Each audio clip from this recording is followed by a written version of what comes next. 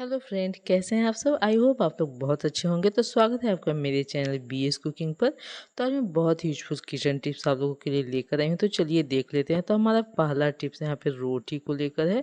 जब भी हम कैसरोल में रोटी रखते हैं तो क्या होता है कि जो रोटी का भाप होता है गर्म होने की वजह से जो भाप बनता है, तो उससे क्या होता है कि हमारी जो ऊपर वाली रोटी है वो भीग जाती है और जिससे पूरी रोटी ख़राब हो जाती है। तो हम क्या करेंगे कि एक चम्मच लेकर उसे इस तरह से रख देंगे कैस्ट्रॉल में, जिससे क्या होगा कि जो भाप है वो आसानी से निकलती रहेगी और हमारी जो ऊपर की रोटी है वो भीगेगी नहीं। तो इस तरह से आप चम्मच का इस्तेमाल करके आप अपनी रोटी को भीगने से बचा सकती हैं। तो उम्मीद है कि ये टिप्स भी आपको पसंद आई होगी। तो चलिए अगला देख लेते हैं। तो अगला यहाँ पे झाड़ू को लेकर, ये जो सीक वाली झाड़ू होती है वो क्या होता है कि जो तार से बंधी रहती है, तो कभी कभी हमारे हाथों में चुभने लगती है जब भी हम झाड़ू वगैरह लगाते हैं या कुछ भी काम करते हैं तो। और जो इसकी सीकें हैं वो भी निकल निकल कर बाहर आने लगती है और हमारा जो झाड़ू है वो भी ख़राब हो जाता है और हमें झाड़ू लगाने में भी बहुत ज़्यादा दिक्कत होता है। तो हम यहाँ पे लेंगे एक बोतल, उसे हमें पीछे की तरफ से कट कर लेना है। तो चाकू गरम करके हम इसे कट कर लेंगे। अगर आपके पास कटर हो तो उसे भी आप इसे काट सकती हैं। तो इस तरह से मैंने इसे यहाँ पे काट लिया है और इसे हम झाड़ू में इस तरह से डाल देंगे और इसका जो रैपर है उसे भी हम निकाल देंगे। तो इस तरह से यहाँ पे हम इसे झाड़ू में डाल दे रहे हैं। तो यहाँ पे आप देख सकते हैं फ्रेंड, इसका जो ऊपर वाला रैपर लगा है उसे हम निकाल देंगे ताकि जो हम इसको गर्म करके फिक्स करें तो उसमें हमें दिक्कत ना हो। तो इसे निकालने के बाद हम अब चलते हैं गैस की तरफ। तो हमें क्या करना है कि थोड़ा थोड़ा इसे गर्म कर लेना है और किसी सूती कपड़े से इसे दबाते जाना है। तो इस तरह से यहाँ पे हल्का हल्का गर्म करके सूती कपड़े से दबाते जाना है। तो हाथों से मत दबाइएगा फ्रेंड, नहीं तो आपके हाथ भी जल सकते हैं। किसी कपड़े की मदद से इसे हमें इस तरह से दबाते जाना है ताकि ये अच्छे से फिक्स हो जाए। तो इस तरह से क्या हो कि जो हमारा बोतल है झाड़ू में अच्छे से फिक्स हो जाएगा और हमारा जो झाड़ू है वो भी बहुत ही मजबूत बन जाएगा। तो इस तरह से मैंने यहाँ पे इसे इस तरह से दबा लिया है। तो ये जो बोतल है झाड़ू में अच्छे से फिक्स हो गया है। अब आप चाहे जितनी भी मर्जी इसे कैसे भी इस्तेमाल करें, आपके हाथों में जो इसके तार है वो नहीं चुभेंगे और आपके झाड़ू भी ख़राब नहीं होगा, लंबे समय तक चलेगा। होप करती हूँ कि आपको ये टिप्स पसंद आया होगा फ्रेंड। तो पसंद है तो लाइक शेयर जरूर कीजिएगा। चैनल पर पहली बार है तो सब्सक्राइब भी कर लीजिएगा।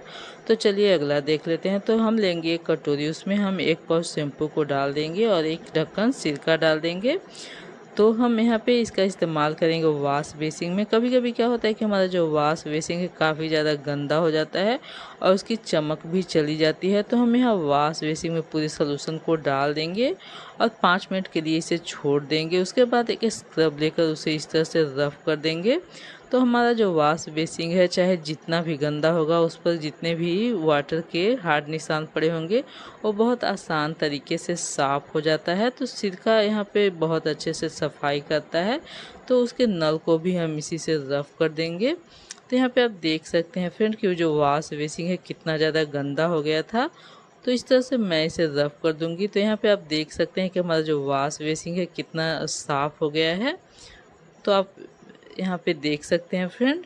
तो इस तरह से आप अपने गंदे से गंदे वॉश बेसिन को बहुत आसान तरीके से चमका सकती हैं। तो चलिए अगला देख लेते हैं।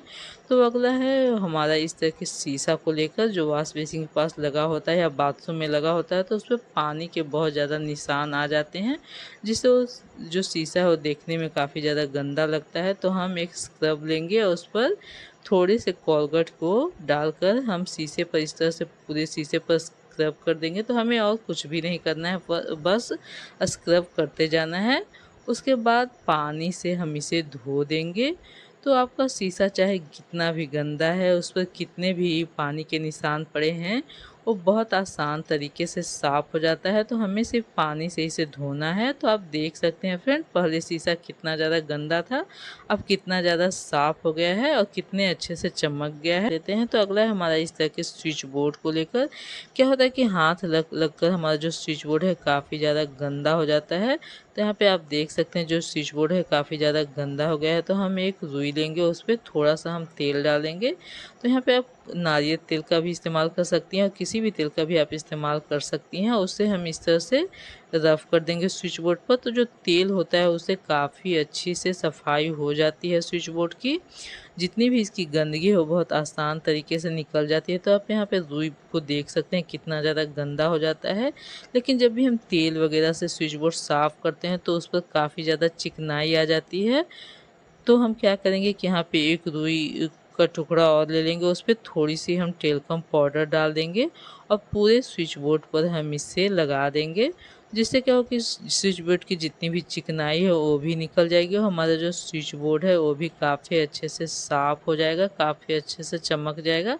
तो यहाँ पे आप देख सकते हैं फ्रेंड, मैंने इसे इस तरह से रफ़ कर दिया है और स्विच बोर्ड में कितनी अच्छी चमक आ गई है। यहाँ पे आप देख सकते हैं हमारा जो स्विच बोर्ड है पहले कितना गंदा था, अब कितने अच्छे से साफ़ हो गया है। तो होप करती हूँ कि ये टिप्स भी आपको पसंद आई होगी। तो चलिए अगला देख लेते हैं। तो अगला है हमारे यहाँ पे कंघी को लेकर। जब भी हम नई कंघी मार्केट से ख़रीद कर लाते हैं तो क्या होता है कि उसका जो नोक होता है, हम जब भी बाल वगैरह झाड़ते हैं तो उसमें काफ़ी ज़्यादा चुभता है, जिससे हमें बाल संवारने में काफ़ी ज़्यादा दिक्कत होती है। तो हम क्या करेंगे कि यहाँ पे एक नेल पेंट लेंगे और नेल पेंट लेकर इसके जो नोक होते हैं कंघी को, उसमें पूरे नोक पर हमें नेल पेंट को लगा देना है। तो इससे आप जब भी बाल वगैरह झाड़ेंगे तो क्या होगा कि जो नोक है उसके चुभेंगे नहीं। तो इस तरह से हमें पूरे कंघी पर नेल पेंट को इस तरह से लगा देना है।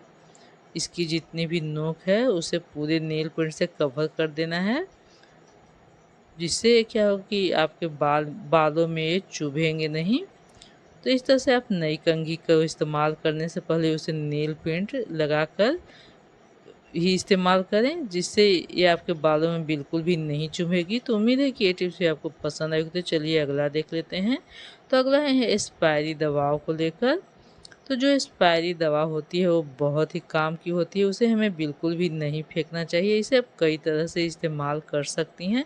तो यहाँ पे मैंने 4-5 एक्सपायरी दवाओं का जो टैबलेट है पाउडर बना लिया है। इसका इस्तेमाल करेंगे हम गैस को, बर्नर को साफ़ करने में। तो यहाँ पे मैंने नॉर्मल पानी लिया है, उसमें हम पाउडर को डाल देंगे और 1 चम्मच मैं यहाँ पे मीठा सोडा डाल रही हूँ।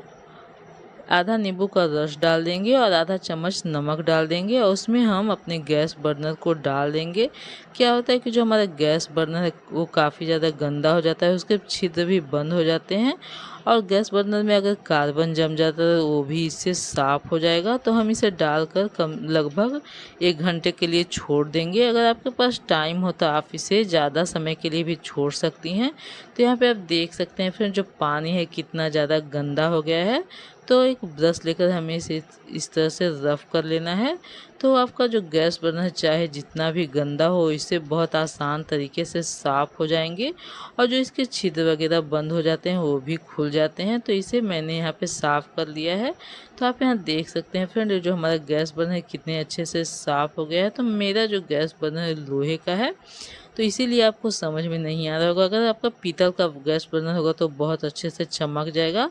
तो यहाँ पे मेरा जो गैस बर्नर है उसे मैंने साफ़ कर लिया। अब इसे हम एक कपड़े से पोंछ लेंगे तो ये बहुत अच्छे से साफ़। तो हमारी अगली टिप्स है फ्रीजर को लेकर। हम फ्रीजर में अक्सर आइसक्रीम या बर्फ़ वगैरह जमाते रहते हैं, लेकिन क्या होता है कि जब हम कटोरी वगैरह में रखते हैं तो जो कटोरी है वो फिसल जाती है, जिससे जो बर्तन में रखा हुआ सामान है वो नीचे गिर जाता है, जिससे फ्रीजर भी गंदा हो जाता है। तो हम यहाँ पे लेंगे इस तरह के कंगन। इस तरह के जो कंगन होते हैं हमारे पास होते ही हैं फ्रेंड, तो इसका इस्तेमाल आज हम करेंगे। तो इसे हम फ्रिज में इस तरह से रख देंगे। तो इस तरह से एक स्टैंड का काम करेगी। आप चाहे तो अलग अलग कई चूड़ी इसमें रख सकते हैं। तो यहाँ पे मैंने 2 चूड़ी रखा है, उस पर मैं कटोरी को रखकर आपको दिखा रही हूँ। आप जब भी बर्फ़ वगैरह जमाएं या फिर आइसक्रीम वगैरह जमाएं तो इस तरह से चूड़ी पर आप इसे रख दीजिए। ये बिल्कुल भी फिसलेगी नहीं और ना ही फिसल कर नीचे गिरेगी। इससे क्या होगा कि स्टैंड की तरह काम करेगी, जो आपका फ्रीजर है वो भी गंदा नहीं होगा। जो बर्तन वगैरह होता है बर्फ़ की वजह से फिसल जाता है, तिरछा हो जाता है, जिससे फ्रीजर में गिर जाता है। तो ये जो चूड़ी है वो स्टैंड की तरह काम करेगा। इस पे आप रख कर बर्फ़ जमाएं, आइसक्रीम जमाएं, बहुत अच्छे से काम करती है। आपका बर्तन बिल्कुल भी तिरछा होकर नहीं गिरेगा और ना ही जो आपका फ्रीजर है वो गंदा भी होगा। तो चलिए अगला देख लेते हैं। तो अगला भी चूड़ी को लेकर ही है। तो हम यहाँ पे एक चूड़ी लेंगे। आप यहाँ पे मेटल या प्लास्टिक की कोई भी चूड़ी ले सकते हैं। उसके बाद एक मोजा ले लेंगे, जो छोटे वाले मोजे होते हैं। तो इस तरह से हमें एक मोजा ले लेना है और उसमें हम चूड़ी को इस तरह से पहना देंगे और पीछे की साइड इसे हम रबर बैंड लगा देंगे। तो इसका इस्तेमाल हम करेंगे, जो फ्रिज की रबड़ होती है फ्रेंड, वो काफ़ी ज़्यादा गंदी हो जाती है और अगर हम ऐसे कपड़े से साफ़ करें तो वो बहुत अच्छे से साफ़ नहीं होती है। तो चूड़ी में हम मोजा पहनाकर इस तरह से फ्रिज के जो रबड़ होते हैं उसे साफ़ करेंगे। तो ये बहुत अच्छे से साफ़ हो जाता है फ्रेंड। जितनी भी रबड़ के अंदर गंदगी है वो सारी निकल जाती है। तो आप देख सकते हैं कि मोजे में कितनी सारी गंदगी आ गई है।